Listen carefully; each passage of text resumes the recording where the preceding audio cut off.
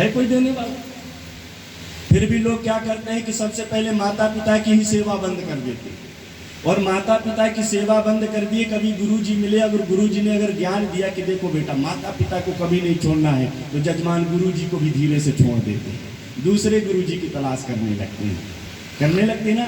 कि आजकल तो गुरुजी बहुत सीधा सीधा बोलते हैं, क्योंकि अच्छी बात लोगों को समझ में नहीं आती है, खराब बात तुरंत समझ में आ जाती है।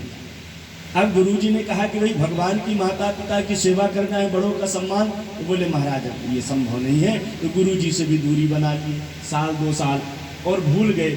और जब विपत्ति आई तब गुरुजी याद आए, विपत्ति आई तो फिर गुरुजी याद आए। फिर भी गुरुजी सोचते हैं कि चलो कोई बात नहीं, हमारा ही तो शिष्य है, हमारा ही तो पुत्र है, और इसके संकट में अगर हम काम नहीं देंगे तो संसार में कौन देगा। उसी प्रकार से भगवान शिव कहते हैं कि जो व्यक्ति, भरत शिव का रूप है, मतलब भरत जो है 4 प्रकार के हुए, इसीलिए जो हमारे देश का नाम पड़ा भारत पड़ा है। भले उसका लोगों ने बदलाव कर दिया हो, बात अलग है, लेकिन हमारी इस जो धराधाम पे हम लोग हैं, इसको भारत क्यों कहा गया? पहले भरत कौन है? राम जी के भैया।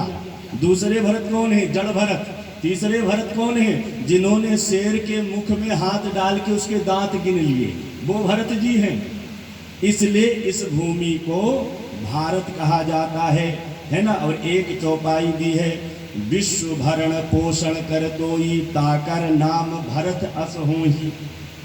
अगर किसी के घर में दरिद्रता हो, संपन्नता ना आती हो, कितनी भी मेहनत करने के बाद आपके पास वैभव व्यवस्था ना आ रही हो, प्रतिदिन श्रद्धा के साथ इस चौपाई का आप पाठ करिए, और जैसे ही आप इस चौपाई का पाठ करेंगे महाराज, आपके घर की दरिद्रता दूर हो जाएगी, आपके घर में संपन्नता बढ़ जाएगी। लेकिन तीनों काम को बड़े तन्मयता के साथ करें, भगवान की सेवा, माता पिता की सेवा, गुरु ब्राह्मण की सेवा। इनकी सेवा से लोक और परलोक दोनों ही आपका सुधर जाएगा।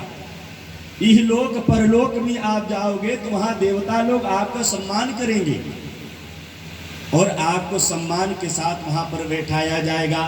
लेकिन अगर आपने सेवा नहीं की तो सीधे जो है कढ़ाई में डाल के भजिया की तरह तल के किनारे रख दिया जाएगा। बोलिए शंकर भगवान की।